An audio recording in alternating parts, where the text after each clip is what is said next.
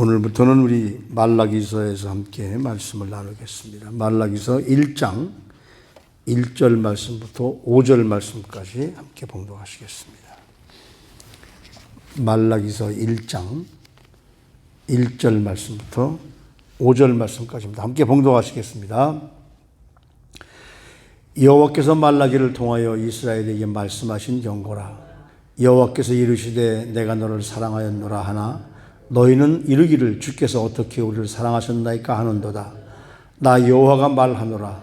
에서는 야곱의 형이 아니냐. 그러나 내가 야곱을 사랑하였고 에서는 미워하였으며 그의 산들을 황폐하게 하였고 그의 산업을 광야의 이리들에게 넘겼느니라. 에돔은 말하기를 우리가 무너뜨림을 당하였으나 황폐된 곳을 다시 쌓으리라 하거니와 나 만군의 여호와는 이르노라. 그들은 싸울지라도 나는 헐리라. 사람들이 그들을 일컬어 악한 지역이라 할 것이요 여호와의 영원한 진노를 받은 백성이라 할 것이며 너희는 눈으로 보고 이르기를 여호와께서는 이스라엘 지역 밖에서도 크시다 하리라. 아멘. 우리가 성경을 많이 읽으면서 이 창세기, 출애굽기, 레위기는 좀 많이 안 읽는 부분이죠. 그리고 민수기, 신명기, 여호수아 쭉 이런 것들을 많이 읽는데 제일 많이 안 읽는 것이 신약도 이제 마태복음부터 많이 하지만 소선지서, 호세아 뒤에서부터 호세아, 요엘, 아모스 이렇게 쭉 나오고 말라기까지 이르는 동안에 아마 성경을 많이 읽으신 분들도 이 소선지 쪽은 많이 안 했을 거예요. 그래서 제가 이제 그 소선지서를 좀 하자 그런 생각을 가지고 있었습니다. 그래서 이 말라기서는 어떤 책이냐? 말라기라는 그 이야기는 나의 사자라는 그런 이야기죠. 여기 그 3장 1절 말씀에 보면 만군의 여호와가 이르노라 보라 내가 내 사자를 보내리니 이렇게 그 여호와 나의 사자라는 그 이름의 뜻입니다. 이 말라기서는 그 우리가 앞에 나누었던 학개 스가랴 이 선지자와 그 동시대 사람으로 이렇게 그 이해를 하고 그래서 그 학개와 스가랴 선지자를 통해서 이제 그 포로 생활에서 귀환한 이스라엘 백성들이 학개 선지자의 말씀을 듣고 너희가 어떻게 성전을 짓다가 16년 동안이나 방치하느냐. 그래서 학개 선지자의 말씀을 듣고 스가랴 선지자를 통해서 또 다시 한번 같이 힘을 얻어서 그 이스라엘 백성들이 함께 그 스룹바벨을 통해서 이제 여기 그 제가 지난번에도 말씀드렸지만 스가랴서가 가장 연대가 학개하고 스가랴서 연대가 확실하게 나오니까요. 그래서 우리가 BC 516년도에 스룹바벨 성전 말하자면 2차 성전이죠. 3번 성전을 하는데 맨 처음에 솔로몬 성전 그다음에 포로에서 돌아와서 다시 지었던 스룹바벨 성전 그리고 이것이 무너져서 나중에 예수님 그 시대에 헤롯이 세운 헤롯 성전 이 세 성전이 다 무너졌지만 아무튼 두 번째 성전을 스룹바벨을 통해서 세우게 됩니다. 그리고 나서 이제 그 주전 BC 458년도에 제사장 에스라와 더불어서 그 수많은 사람들이 유대로 귀환을 해서 이제 많은 힘을 얻게 되죠. 그래서 그 에스라 선지자를 통해서 새로워진 성전에서 하나님 말씀을 읽으면서 모세의 율법을 지키도록 이스라엘 백성들에게 그 에스라 선지자가 이렇게 그 말씀을 나누게 되죠. 그리고 나서 그 에스라가 돌아온 지 13년 후에 그 바벨론의 바사로 바뀌어지고 아닥사스다 왕의 술 맡은 관원이었던 느헤미야가 이제 돌아오게 되고 느헤미야가 아닥사스다 왕의 명령을 받고 예루살렘 성벽을 재건하도록 허락을 받습니다. 그리고서 이제 그 느헤미야가 바로 그 예루살렘의 새로운 통치자로서 예루살렘 성벽을 개축하고 그리고 백성들로 하여금 하나님을 올바로 섬기며 이 유다 백성들이 이방인과 결혼을 금지하고 그들의 11조와 예물을 성실하게 지킬 것을 그렇게 그 느헤미야를 통해서 이스라엘 백성들이 많은 은혜를 받죠. 그러다가 약 그 458년에서 433년이니까 그러니까 한 10몇 년을 이스라엘의 총독으로 있던 느헤미야가 다시 아닥사스다 왕의 부름을 받고 돌아가게 됩니다. 그가 돌아가자 이스라엘 백성들이 또 죄를 짓죠.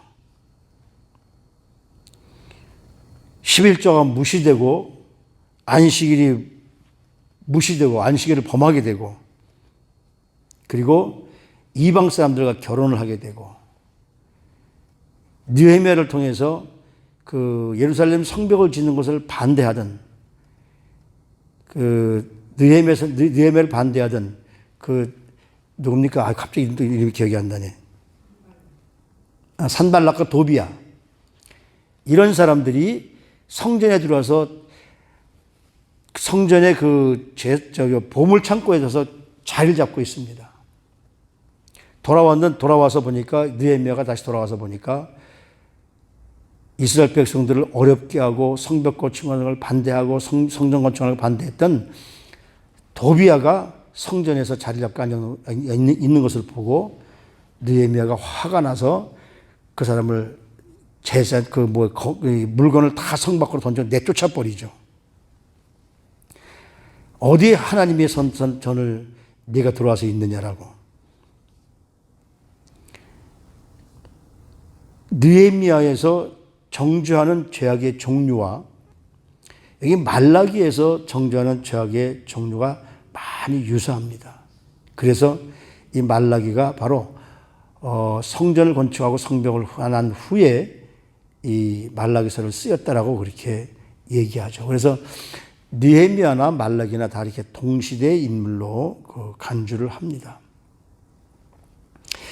오늘 여기 말라기서 1장 8절에 언급하고 있는 그 내용을 보면 통치자가 느헤미야는 아니었던 것 같아요.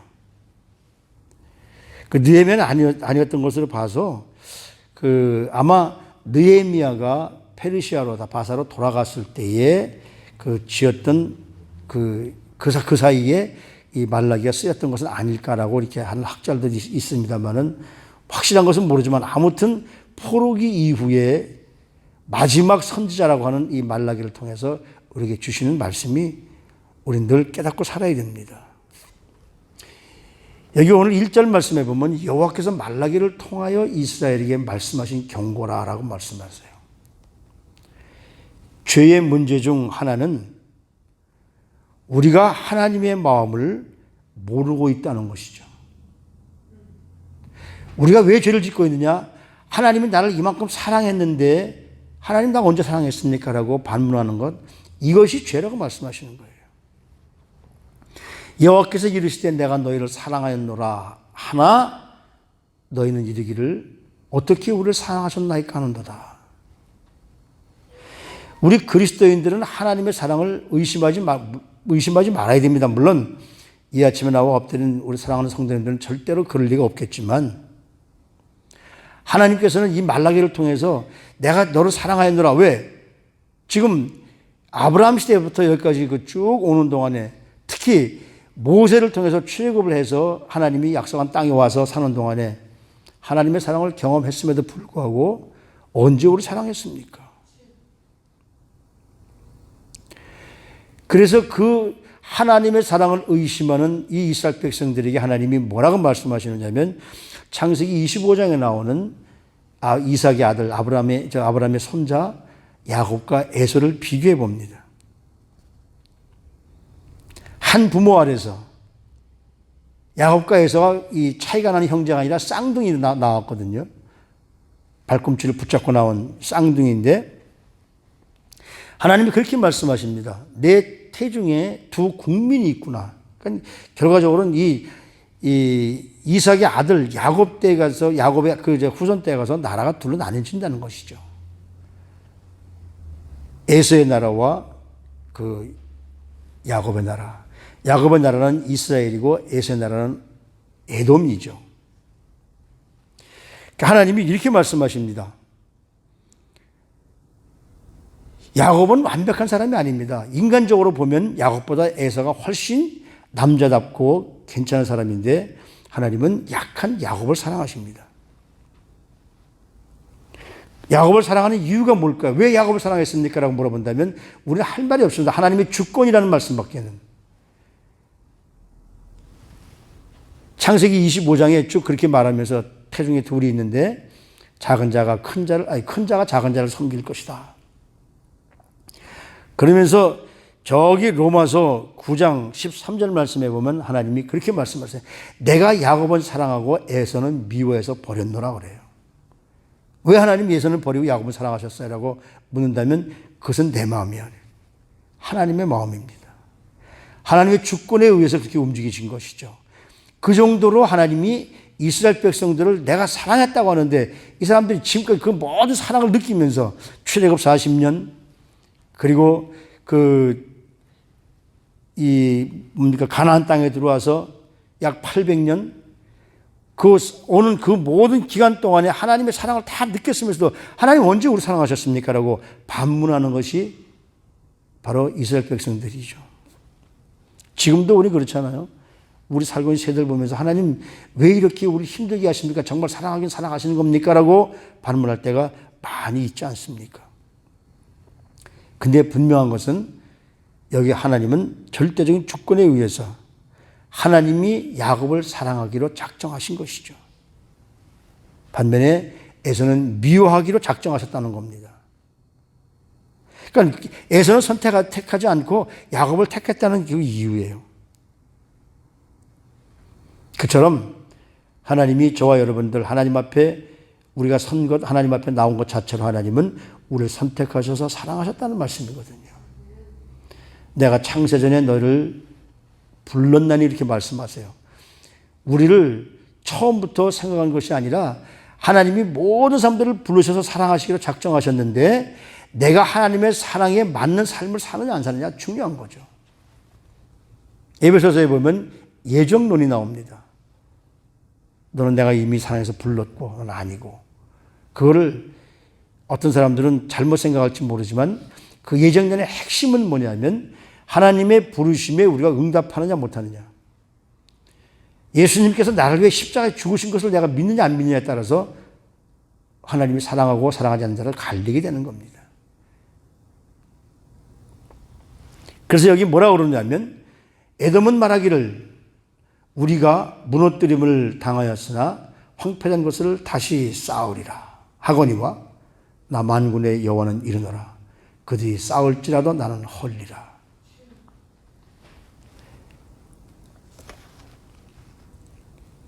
어떤 것도 우리 그리스도인들 성도들은 자기 스스로 무엇을 세우거나 헐 수도 없습니다. 인간이 연약하다는 것은 그만큼 하나님 앞에 겸손하라는 말씀이죠. 하나님이 왜 에서를 버리고 야곱을 택했을까?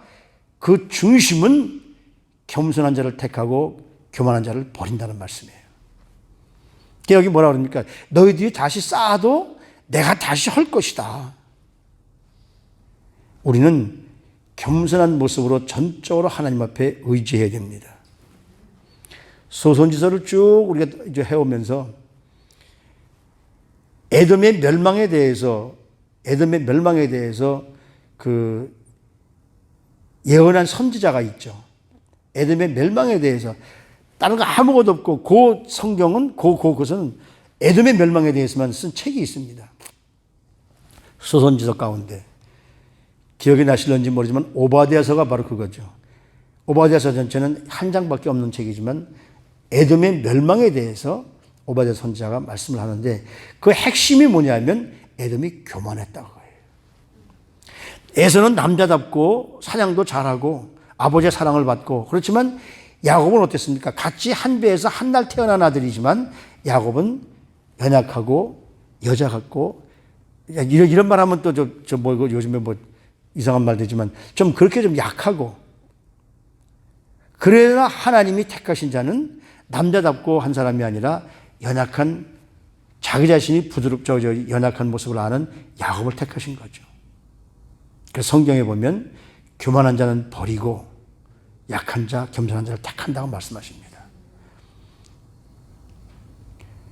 왜 하나님이 야곱을 사랑하고 에서를 미워하실까? 에서는 교만해서 자기 스스로 모든 것을 할 수 있다고 생각하는 거죠. 그래서 하나님이 무너뜨린 것을 스스로 세울 수 있다고 그렇게 말하지 않습니까?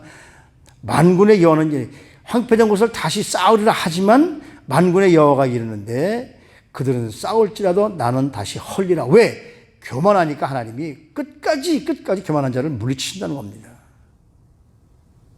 사람들이 그들을 일컬어 악한 지역이라 할 것이요. 교만한 사람들은 하나님이 절대로 가만 놔두지 않으세요. 너희는 눈으로 보고 이르기를 여호와께서는 이스라엘 지역 밖에서도 크시다.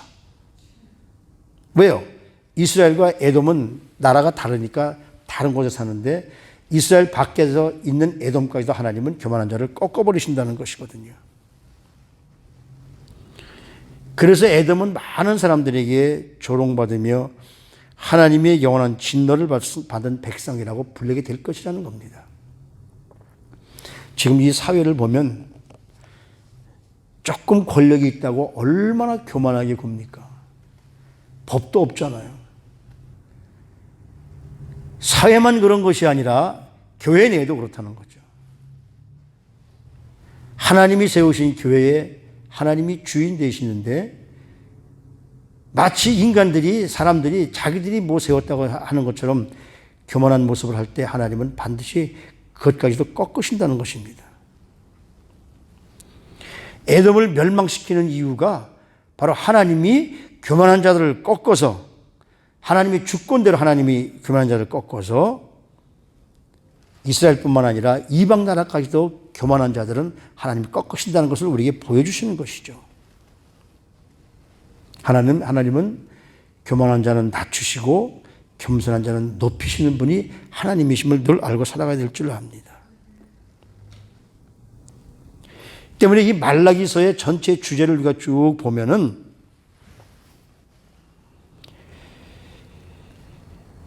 이스라엘이 마음을 바꾸지 않으면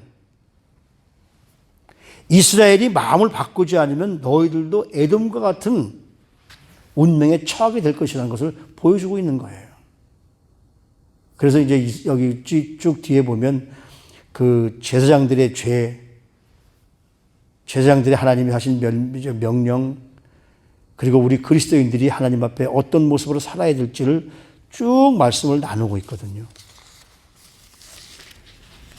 70년 만에 바벨론에서 귀환한 이스라엘 백성이 70년 만에 돌아오게 됐다라고, 하나님의 예언이 성취되었다라고 그렇게 생각했지만, 그러나 그들이 돌아와서 보니까 눈에 보이는 현실은 뭐냐면 먹고 입고 사는 것 자체가 고통일 만큼 힘들고 어려웠죠. 솔로몬 성전을 지을 때에는 하나님이 다윗을 통해서 모든 것을 다 준비해 놓으셨지만 70년 만에 돌아온 이스라엘 백성들이 하나님이 스룹바벨을 통해서, 에스라를 통해서 스룹바벨이 그 총독을 맡고 있는데 성전을 지으라고 하는데 뭘로 짓습니까? 돈이 있습니까? 자재가 있습니까? 인력이 있습니까? 그러다 하나님은 지라고 그러세요. 근데 와서 보니까 포로에서 돌아와서 보니까 아니 먹고 입고 사는 것 자체가 고통인데, 그런 하나님이 말라기 선지자를 통해서 내가 너희를 사랑했다고 하니까 이스라엘 백성들이 아니 우리 사랑하신 그 근거가 뭡니까? 항변합니다. 그래서 하나님이 내가 너희를 사랑하는 것은 너희가 잘나서가 아니라 이미 내가 너희를 택해서 사랑했다. 이미 리브가의 뱃속에 에서와 야곱이 있을 때부터 내가 야곱은 택했고 에서는 미워했다. 그건 뭡니까? 그 속에서부터 이제 나와서 자라는 아이들이 성격이 다르고 모든 것이 달라서 하나님은 잘나고 자기 자신의 외모가 잘나고 남들이 보기에 인정해 주니까 교만해질 것이고, 다른 하나는 예리예리하니까. 그러니까 그 예리예리한 아이는 남들이 다 에서한테만 눈이 꽂히니까 야곱은 어땠습니까? 그 마음에 그 쌓이는 것이 있었겠죠. 그래서 하나님은 약한 자를 택하시는 겁니다. 하나님의 주권적 사랑을 안다고 해도 우리가 지금 사는 이 현실이 너무 힘드니까 어떤 때는 인정하기가 쉽지 않습니다. 그럼에도 불구하고 우리는 어떻습니까? 하나님의 사랑하는 사람들이어야 되거든요. 어떤 나이 많은 노인이 왜 미국엔 이 캘리포니아에는 좀 없는 것 같은데 지난번에 시카고 가니까 우리 한국 다섬 교회가 미국 교회 건물을 샀는데 가서 보니까 교회가 있고 뒤에 잔디 쭉 있는데 저 바로 옆에 교회 옆에 묘지가 있더라고요. 거기 쭉 보니까 그 동네 사람들이 이렇게 그 묘지에 쭉 묻혀 있는 것을 봤습니다. 아마 그런 데였던 것 같아요.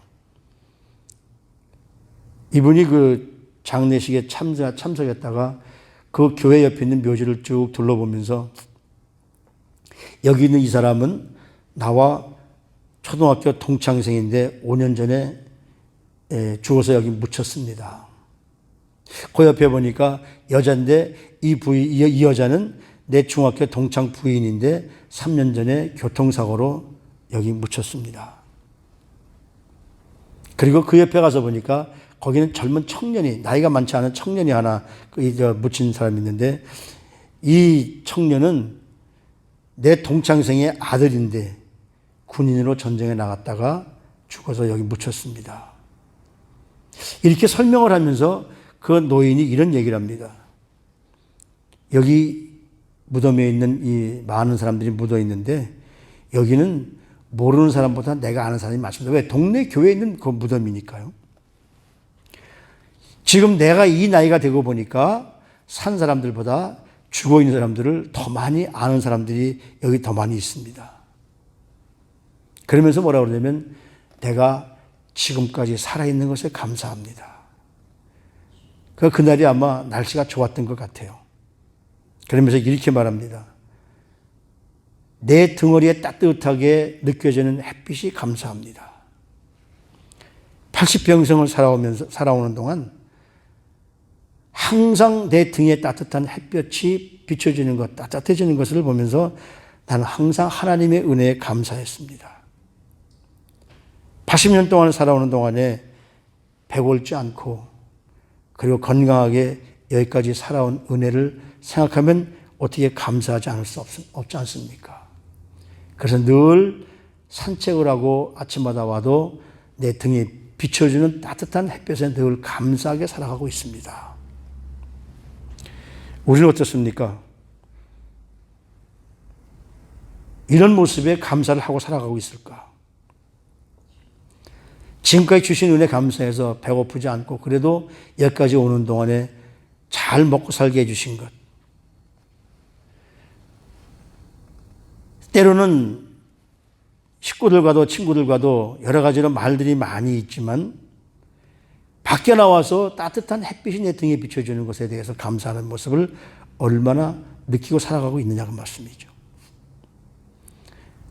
수십 년을 살아가면서 과연 하나님이 나와 함께 하셨다라고 얼마나 우리는 느끼면서 감사하고 살아가고 있을까?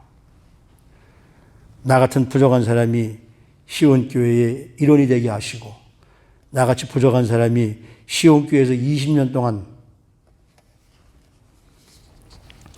사역하게 하시고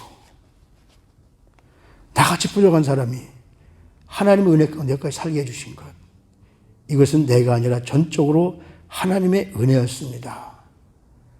이런 걸 보면 우리 삶에서 얼마나 감사할 일들이 많나 이거죠. 우리는 분명히 하나님께로부터 선택된 하나님의 백성들입니다. 하나님은 여기에만 계신 것이 아니라 어디에도 계시지만 그 하나님의 손길이 나와 함께 하신다는 사실. 한 지붕 속에서 한 예배를 드리면서 한 같은 성도들로서 함께 살아가는 것 얼마나 감사합니까? 시온교회의 일원이 되어서 생전 모르던 사람들이 만나서 하나로 알게 돼서 하나 가족이 되게 해주신 거 감사하고, 생명 주신 거 감사하고, 하나님 말씀 들으면서 조금 교만해지려는 마음이 생기면 하나님이 자제시키면서 그렇게 살면 안 돼. 겸손해야 돼. 그래서 우리가 더욱더 주님을 섬기기를 원하는 것 감사하고, 이런 모습을 보면 정말 감사해야 될 줄로 압니다. 이제 우리는 이 말라기서를 쭉 하면서 우리의 죄가 어떤 것인가, 하나님께 어떻게 살아야 될 것인가, 이런 것을 우리가 쭉 가르쳐 주실 거예요. 말라기서를 마지막으로 이스라엘 백성들에게 선지자가 나타나지 않습니다. 그러다가 마지막 선지자인 요한이 나타나면서 예수님을 하나님이 이 땅에서 보내주시죠. 우리는 바로 이 시대에 살고 있습니다. 이 시대에 하나님이 우리를 향하신 모든 계획들, 우리 앞으로 우리 교회에서 이루어질 모든 계획들, 이것을 하나님께서 이루어질 것을 믿고 기도하면서 하나님께서 우리 교회를 다시 한번 새롭게 하시기 위한 모든 것을 기대하면서 하나님이 주시는 놀라운 은혜를 만끽하시는 우리 사랑하는 성도님들 삶이 되시기를 주님의 이름으로 부탁을 드립니다. 하나님, 때로는 내가 원하는 방법이 아니라 다른 방법으로 이루어져 가는 것을 보면서 때로는 하나님을 원망하기도 했습니다. 하나님의 사랑을 의심하기도 했었습니다. 그러나 분명한 것은 내 뜻과 내 재주가 아니라 전적으로 하나님의 은혜로 하나님께서 여기까지 인도하셨음을 깨닫고 살아갈 수 있도록 해주시니 감사합니다. 하나님, 오늘도 하나님은 최선의 것을 우리에게 주시기를 원하시는데, 하나님은 최선의 것을 우리에게 주셔서 우리가 하나님의 뜻대로 살기를 원하시는데, 그 주권적인 사랑을 신뢰하며 겸손하게 주님의 말씀을 따를 수 있는 주님의 사랑하는 백성들이 되어질 수 있도록 저들을 축복해 주시옵소서. 날마다 하나님의 사랑을 언제나 기억하며 살아가는 우리 성도님들이 되게 축복하옵소서. 존귀하신 우리 구주 예수 그리스도 이름으로 감사하며 기도드리옵나이다. 아멘.